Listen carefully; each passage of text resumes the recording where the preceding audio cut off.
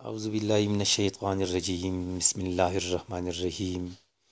عزیز طلبہ السلام علیکم ورحمۃ اللہ وبرکاتہ۔ آج ہمارا ٹاپک ہے مرکبات۔ آئیے سب سے پہلے مرکب کے بارے میں جانتے ہیں۔ دو یا دو سے زیادہ الفاظ کی مجموعے کو مرکب کہتے ہیں۔ مثلا انور کی کتاب، شب و روز، خوبصورت گھڑی، اسکول میں، وہ پنکھا وغیرہ۔ دوسری طرح کی مثالیں ہیں، یہ انور کی کتاب ہے، آپ کی شب و روز کیسے گزرتی ہے، میرے ہاتھ پر خوبصورت گھڑی ہے، امجد اسکول میں ہے، وہ پنکھا تیز چلتا ہے۔ آپ نے دیکھ لیا کہ یہ دو طرح کی مثالیں ہیں۔ پہلی طرح کی مثالیں جو ہم نے بیان کی کہ انور کی کتاب، شب و روز وغیرہ، اس سے پورا مطلب سمجھ میں نہیں آتا۔ دوسری طرح کی مثالیں جو ہم نے پڑھی، یہ انور کی کتاب ہے، آپ کی شب و روز کیسے گزرتی ہے وغیرہ، اس سے پورا مطلب سمجھ میں آتا ہے۔ تو ان میں سے ایک مرکب ناقص ہے اور ایک مرکب تام ہے۔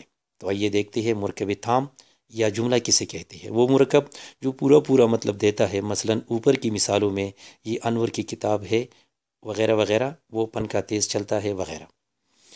مرکب ناقص دوسرا مرکب ہے، وہ مرکب جو پورا مطلب نہیں دیتا، مثلا اوپر کی مثالوں میں انور کی کتاب، شب و روز، خوبصورت گھڑی، اسکول میں، وہ پنکھا وغیرہ۔ عزیز طلبہ یاد رکھیے کہ ہر مرکب ناقص مرکب تام کا حصہ ہوتا ہے۔ جس طرح انور کی کتاب یہ مرکب ناقص ہے اور یہ انور کی کتاب ہے، یہ مرکب تام ہے۔ آج مرکب ناقص کی اقسام کے بارے میں پڑھیں گے۔ تو سب سے پہلے مرکب اضافی، وہ مرکب جو مضاف الیہ اور مضاف سے مل کر بنتا ہے، اسے مرکب اضافی کہتے ہیں۔ مثلا انور کی کتاب، میرا قلم، اپنے کپڑے، آب زمزم وغیرہ۔ یہ مرکب چار طرح بنتا ہے، یعنی ایک کھا، کھے، کی کے ذریعے، اور یہ کھا، کھے، کی حروف اضافت کہلاتے ہیں۔ نمبر دو را، رے، ری کے ذریعے، اور نمبر تین ہے نا، نے، نی کے ذریعے، اور یہ دونوں یعنی را، ری، ری اور نا، نی، نی علامات اضافت کہلاتے ہیں۔ نمبر چار زیر کے ذریعے، اور یہ فارسی کا مرکب ہے۔ مثلا خادم قوم یعنی قوم کا خادم۔ اس طرح آب زمزم یعنی زمزم کا پانی وغیرہ۔ مثالیں دیکھیے، انور کی کتاب، تو اس میں انور مضاف الیہ ہے، جبکہ کتاب مضاف ہے، اور ان دونوں کو ملانے والا حرف اضافت کہلاتا ہے، جو یہاں پر کی ہے۔ اس طرح آب زمزم میں مضاف آب ہے اور مضاف الیہ زمزم ہے۔ یہاں آپ یہ نوٹ فرما لیجئے کہ فارسی میں مضاف پہلے اور مضاف الیہ بعد میں آتا ہے، جس طرح یہاں پر آب زمزم میں ہے۔ تو اس طرح یہ مرکب چار طرح سے بنتا ہے۔